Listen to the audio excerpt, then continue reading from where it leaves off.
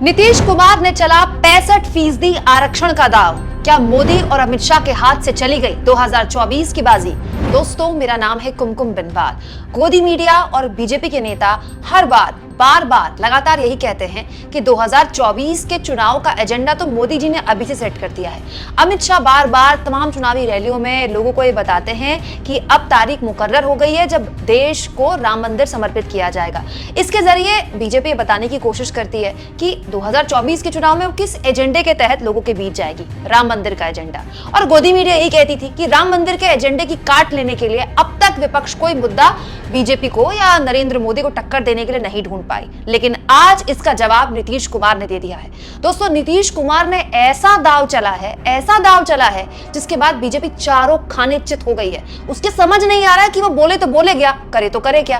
दोस्तों, बिहार की नीतीश कुमार सरकार ने जब जातिगत जनगणना के आंकड़े जारी किए थे तब से लगातार मीडिया ये बात कह रही थी, आगे क्या, अब क्या, बता दिया आपने किसकी कितनी हिस्सेदारी है।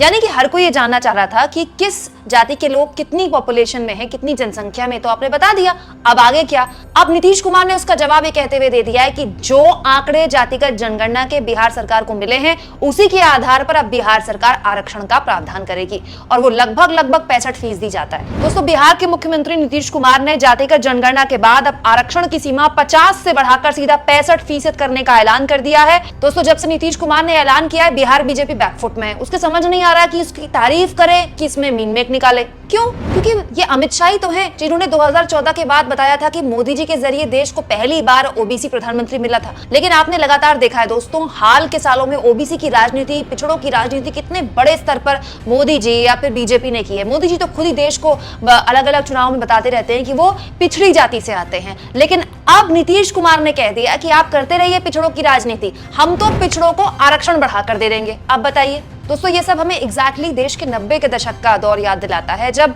मंदिर की राजनीति के बिल्कुल बरक्स खड़े कर दिया गया था, कमंडल की राजनीति को, और तब काशीराम द्वारा नारा दिया गया था, जिसकी जितनी संख्या भारी उसकी उतनी हिस्सेदारी। आज नीतीश कुमार ने वही कर दिया है। कैसे, जानिए।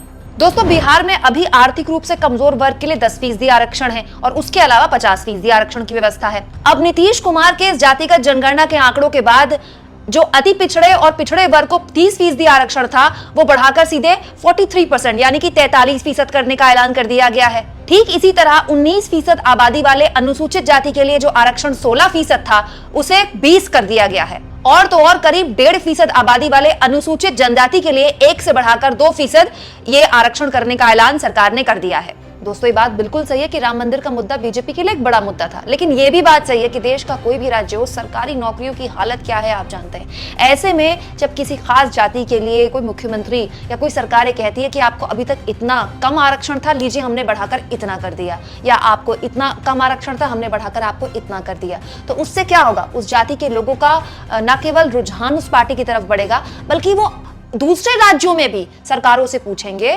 कि जब बिहार में ये हो सकता है तो बाकी राज्यों में क्यों नहीं हो सकता। यानी कि वो मोदी जी जो जातिगत जनगणना के नाम पर ये कह रहे थे कि हिंदुओं को बांटने की ये साजिश है, अब उनसे भी सवाल पूछे जाएंगे कि इससे हिंदू बढ़ कहाँ रहा है। इससे तो हिंदुओं के अलग अलग जातियों के लोगों को उनकी हिस्सेदारी मिल रही है, उनकी नौकरियां मिल रही है, जो आज तक उनसे छीनी जा रही थी। और ये दोस्तों, भारत की राजनीति में हर बार प्रमाणित हुआ है कि जब जब जाति की राजनीति प्रभावी हुई है, धर्म की राजनीति कमजोर पड़ी है। तो कहीं ऐसा तो नहीं कि पिछले 9-9.5 साल में जो पूरी हिंदुत्व की राजनीति का पूरा स्ट्रक्चर मोदी जी और बीजेपी ने अपने इर्द गिर्द खड़ा किया था, उसके चूल्हे हिला देने वाला, उसको अंदर से हिला देने वाला काम नीतीश कुमार ने इस दाव से कर दिया है। कमेंट बॉक्स में जरूर लिखें, और दोस्तों, चैनल को ज्वाइन भी करें, सब्सक्राइब भी करें।